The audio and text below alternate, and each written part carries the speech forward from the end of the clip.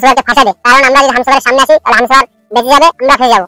তাহলে কালু তোর বউকে বল যে হামসাবারকে ফোন করে এখানে রাত্রিবেলা দেখা করতে, আর যখন দেখা করতে আসবে তখন কিন্তু ওদিকে এমএলএ লোক হামসাবারকে ধরে নিয়ে চলে যাবে।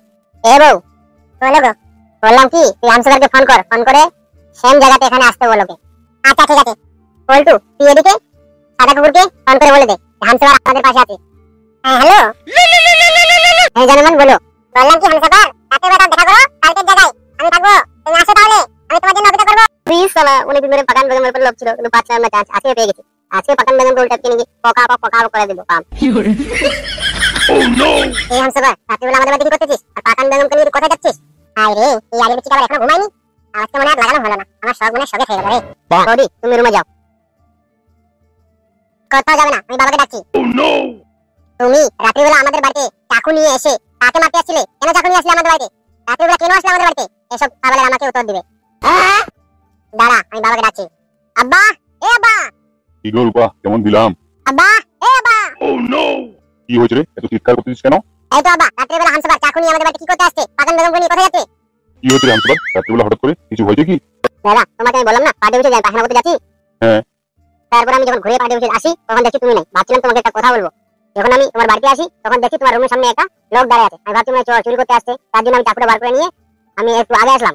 তারপর আসে দেখি কে ছিল সে আমার রুমের সামনে, বল আমাকে।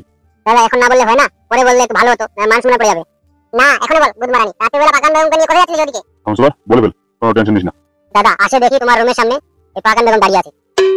পাকান বেগম, তোমার লজ্জা করো না, তুমি এইসব কাজ করো?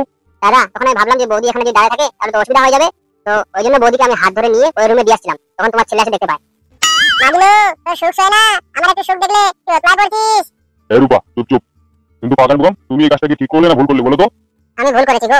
তাহলে তোমাকে আমি কি না সুখ দেইনি? তোমাকে বাড়ি দিয়েছি, গাড়ি দিয়েছি, শাড়ি দিয়েছি, সমস্ত কিছু খরচা টাকা পয়সা দিয়েছি, তাও তুমি কেন করতেছো আমার সঙ্গে?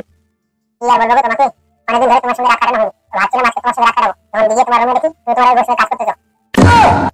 ঠিক আছে, ওটা নয় বুঝলাম। তো এই হামসাবার তুই কি কথা বলতে আসছিস বল। আরে কিভাবে যে কাজটা করি, ওইদিকে মান্না বেগম আমার জন্য ওয়েট করতেছে, বলছে যে এমএলএ কে খুন করে নিয়ে আসতে। আর এখন তো আমি খুন করতেও পারছি না, ফেসে গেলাম মনে হয় রে। কি করো কিছু বুঝতে পারছি না রে। আমি তো এমএলএ কে মারার জন্য আসলাম, এটা কথা বললে তো আমাকে মারা ফেলবে। তাহলে কাজ করি, এই সুদিকে এমএলএ কে চাকু মারা দিই। আর যদি না চাকু মারতে পারি তাহলে ওইদিকে মান্না বেগম আমাকে লাগাতে দিবে না, এদিকে পাকান বেগমও লাগাতে দিচ্ছে না। তাহলে গেল, শেষ হয়ে গেল আমার আর শখ গেল না, আমার বান্টুটা শান্তি হবে না। এই হামসাবার কি ভাবছিস রে? এই কিছু না দাদা, কিভাবে বলবো যে ওই জন্য লজ্জা পাচ্ছি। শালা এমএলএ তোর কাম খতম, অনেক জ্বালাছিস তুই। খুন করতে আসছিলাম রে বোকাচোদা, তুই অনেক সাজাছিস, তোর জন্য বিয়ে করতে পারছি না, তোর জন্য আমার কাছ থেকে আমার ক্লিয়েন্টটা গেল, আর তোকে আমি ছেড়ে দিব?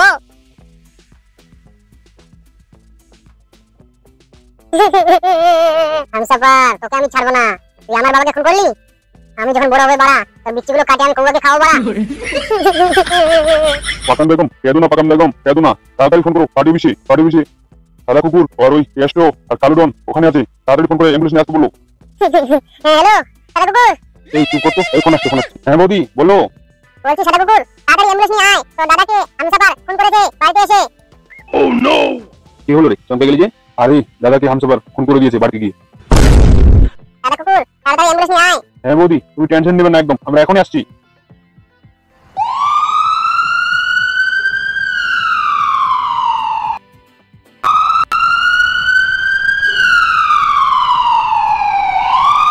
হ্যালো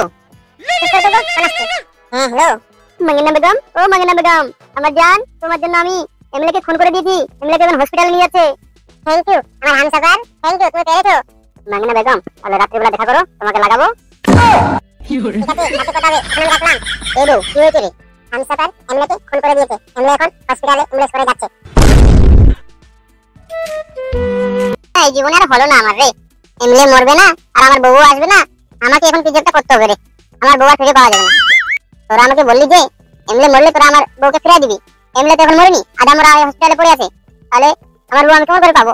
আমার আর মনে হয় কিছু হবে না রে, আমাকেই কিছু একটা করতে হবে, জীবনটা মরে চমচম হয়ে গেল রে। কি আর বলবো তোকে ফালতু রে, ভাবছিলাম হামসাফার এমএলএ কে খুন করে মেরে ফেলবে, কিন্তু সে তো পারেনি, সে তো আদামরা করে আসছে, এখন সেই তো খুব ফেসে গেছে।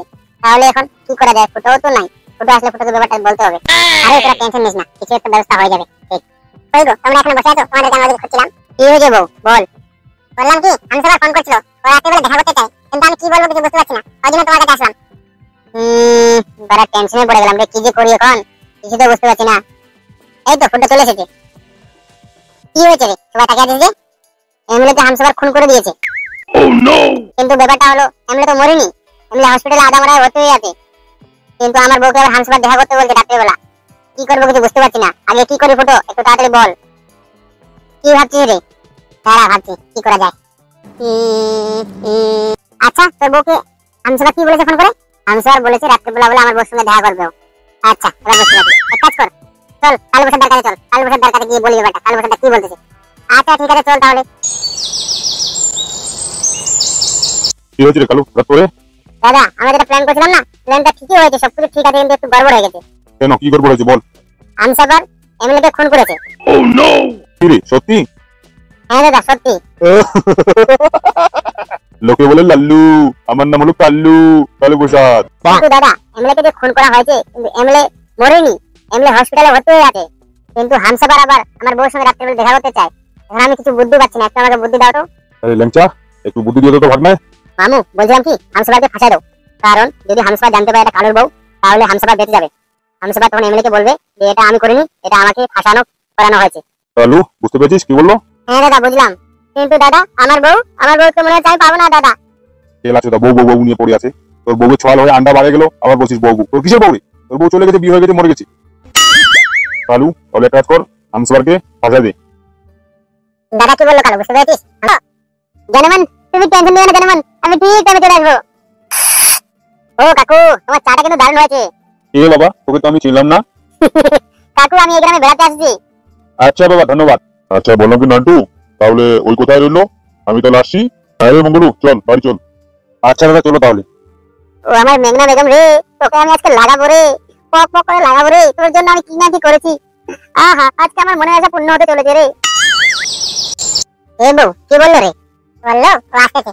ও তো ভাই আমি একটা কথা বলবো। হ্যাঁ বল। বললাম কি ভাই, তুই আমাকে বললি যে ফকিং বৌদিকে 1 লাখ টাকা দিতে, ফকিং বউ কাজটা করে দেবে। আমি বাড়ি ঘর বিক্রি করে এনে টাকাটা দিলাম 1 লাখ টাকা। হ্যাঁ এখন হামসাপার যেহেতু এমএলএ কে খুন করেছে, এখন হামসাপারকে পাওয়ার জন্য এমএলএ টাকা পয়সা কিছু দেখবে না, ও সমস্ত কিছু দিয়ে দিবে।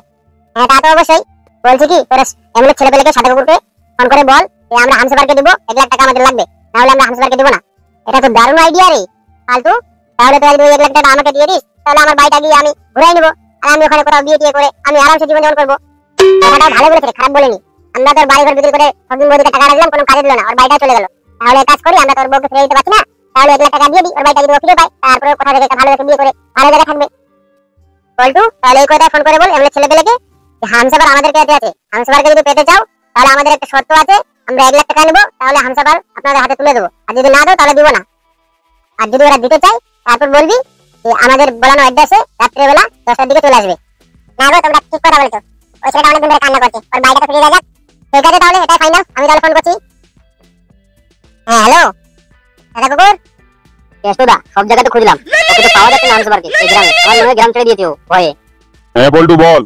হামসাপার আমার কাছে আছে, হামসাপারকে তোরা যদি পেতে চাস তাহলে 1 লাখ টাকা আমার লাগবে। 1 লাখ টাকা যদি দিতে চাস তাহলে আমার ঠিকানায় রাত্রি 10টার সময় চলে আসবি। আচ্ছা তুই টাকা নিয়ে টেনশন নিস না, তুই হামসাপারকে ধরে রাখ, আমি দাদার সঙ্গে কথা বলে তোকে ফোন করবো, রাত্রিবেলা তোর এখানে চলে আসবো। কি বললো রে পল্টু? রাত্রি 10টার সময় ওরা চলে আসবে, ও যখন এমএলএর সঙ্গে কথা বলবে, কথা বলার পর আমাকে ফোন করবে, তাহলে রাত্রির জন্য অপেক্ষা করো। দিন সাদা কুকুর কে ফোন করছিল? আরে পল্টু ফোন করছিল। কি বললো পল্টু? পল্টু বললো যে হামসাপার ওর কাছে আছে, হামসাপারকে ও দিবে, আমাদের হাতে 1 লাখ টাকা নিবে। আমি বললাম যে আমি দাদার সঙ্গে কথা বলি, তারপর তোকে ফোন করছি। ঠিক আছে তাহলে দাদাকে ফোন। ডক্টর সাহেব দাদা কেমন আছে এখন? বর্তমানে এখন ঠিক আছে, ওই কাটা দাগটা সেলাই করে দেওয়া হয়েছে, আর ওই রক্ত নাই, ওই রক্ত লাগাই দেওয়া হয়েছে, রক্তটা যাচ্ছে, তাড়াতাড়ি সুস্থ হয়ে যাবে। আব্বা আমি প্রথম থেকে বুঝতে পারছিলাম ও রাত্রিবেলা এখনই আসে, কিছু দুর্ঘটনা হবে, এই জন্য আমি তোমাকে ডাকছিলাম। বাবা তুমি টেনশন নিও না, আমি বড় হলে ওই শালা হামসাপারের বিচ্ছি কেটে আমি ওকে খাবো, ওই শালা কোথায় যাবে? দাদা কুকুর জি বড় ভাই বলেন। কেষ্টদা এখানে আসো। জি বড় দাদা বলেন। বললাম কি ওই ফুটো না আগে হামসাপার, এই শালা কোথায় থাকবে লুকিয়ে, ওর কোড়া ধরে টানে হিট পেয়েছে আমার এখানে নিয়ে। শালা আমাকে খুন করলো, ওর কত বড় কলিজা, ওর কলিজা কাটে আমি লবণ দিয়ে মাখবো রে।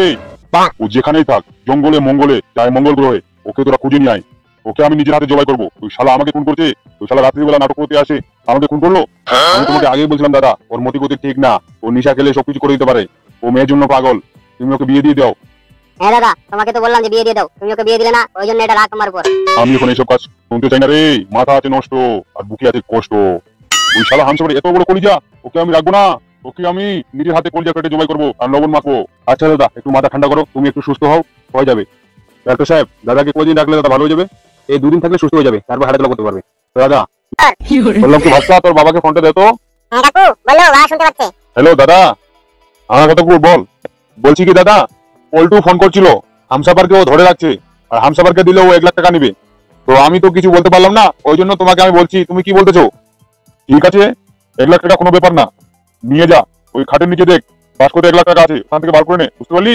আর হামসাফারকে যেই করে হোক আমার চাই ওকে, ও আমাকে খুন করেছে না, ওকে আমি কাটে কাটে নুন ধরাবো। ওই শালা এত বড় করি যা। আচ্ছা দাদা, তাই হবে তাহলে। হামসাফারকে আমরা রাত্রিবেলা নিয়ে আসছি। দা ওই খাটের নিচে দেখো তো একটা বাস্ক আছে, ওতে 1 লাখ আছে, ওটা নিয়ে আসো। আর রাত্রিবেলা এখন আমরা যাবো, হামসাফারকে ধরে নিয়ে আসবো। চলো তাহলে হামসাফারকে তুলে নিয়ে আসি।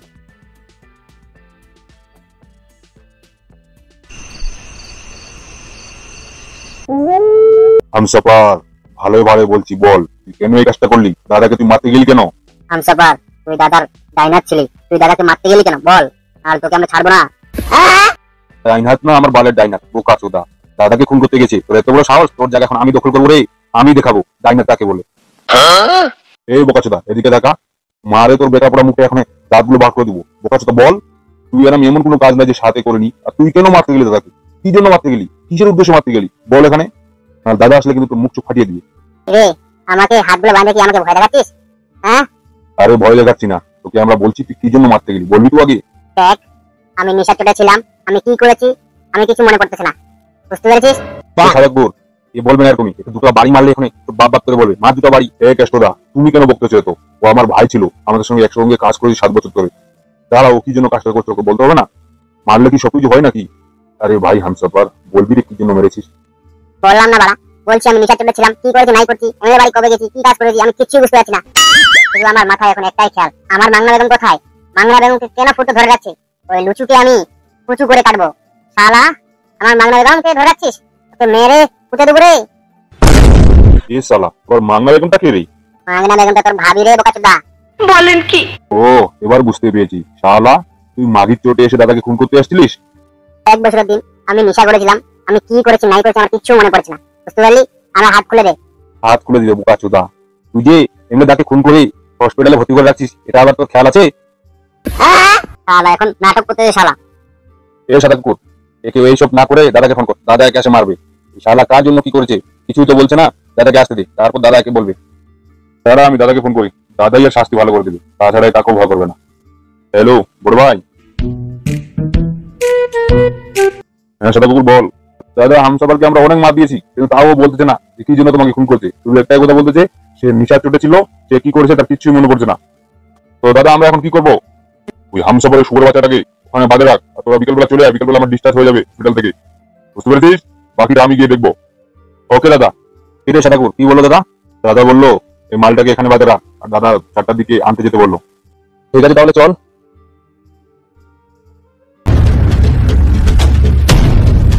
মাংনা বেগম, ও আমার মাংনা বেগম, তুমি কোথায় চলে গেলে জান? মাংনা বেগম, তোমার কথা খুব মনে পড়ছে জান, তুমি কোথায় চলে গেলে?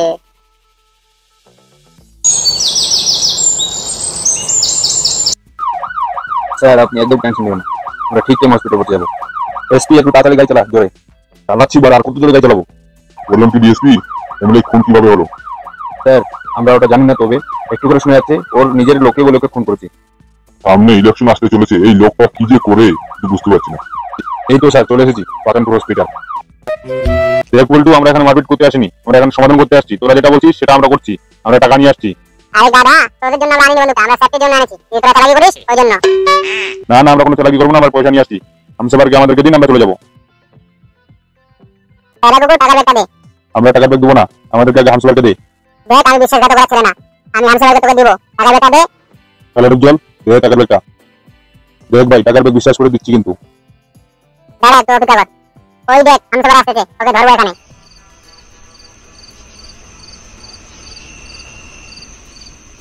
মাংনা বেগম, ও মাংনা বেগম, তোমাকে আমি লাগাতে আসছি গো, चांदनी रात में मांगना बेगम के साथ में करे लागा वो इंजन पुक पुक, ओ तोरे लागल खारा इंजन पुक पुक, इंजन तो जाम्बा मोबाइल की काम्बा, तोरे लागल खारा इंजन पुक पुक, কল অনেকদিন ধরে এমনি লাগাইনি বাপ, অনেকদিন পর লাগানোর স্বপ্নটা পূরণ হতে চলেছে। মাগনা বেগম গেলে পক করে লাগাই দিও।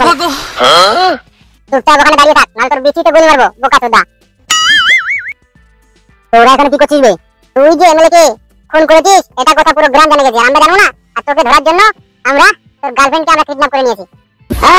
এই আমার মাগনা বেগম কিছু করিস না, নাহলে ছেড়ে দেবো না তোদেরকে কাউকে, তোদেরকে কুটিয়ে মারবো।